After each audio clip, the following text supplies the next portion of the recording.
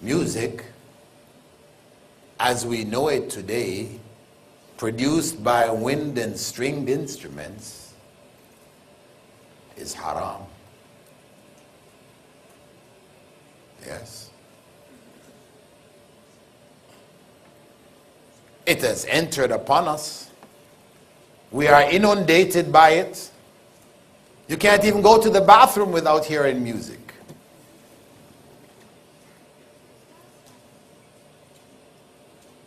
I mean, something I experienced in the West, but I also found it here. I went to a couple of bathrooms here and I heard music coming at me, piped in. What is the purpose of that? Make you hurry up and get back out and get back to buy, or what?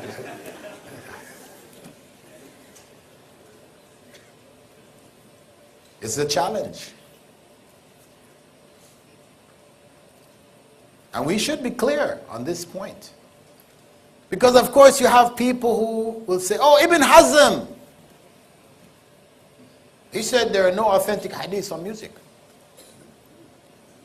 And Sheikh, this one and that one said, yeah, music's okay. I listen to it.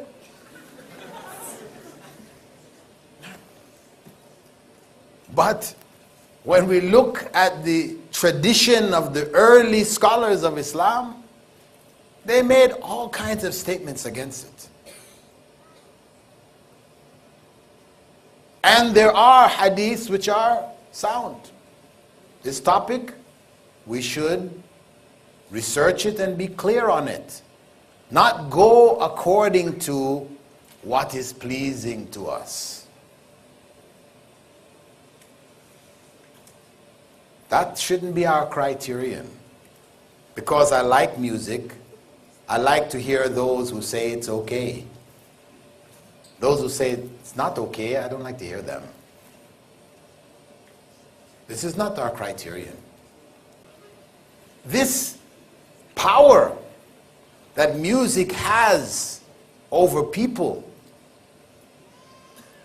where people end up loving it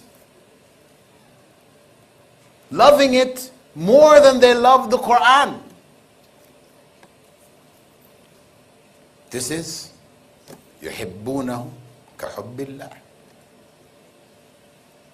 Their love for it, and that is why even attempts to replace it with anashid. Okay?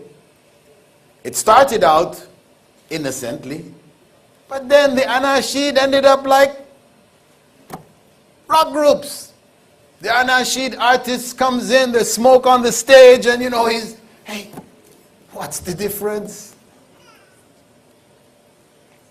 It's gone right back to that same thing. And people will enjoy listening to anashid. You turn on the Quran and say, hey, no, I want to hear this artist or that artist. They feel more pleasure in hearing anashid than hearing the Quran itself. What is that?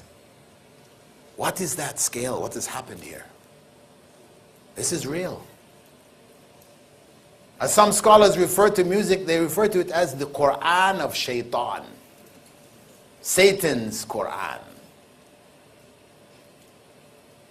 And it goes into the heart. And it occupies the heart. And when it occupies the heart, there's no room for the Quran of Allah. That's the reality. It squeezes it out. And how you can know how powerful and the grip that it has on the human heart, you can find it in the fact that if somebody plays 2 bars of a song, which you didn't hear for 20 years, you heard it 20 years ago when you're a kid, but all you need to hear is just dun dun dun dun, it's back in your head, the whole song is there, words, everything, it's all there, like it never left. That is the way it is. This is real. So when Prophet Muhammad ﷺ warned us about it, he warned us about something which was dangerous. Dangerous for our souls.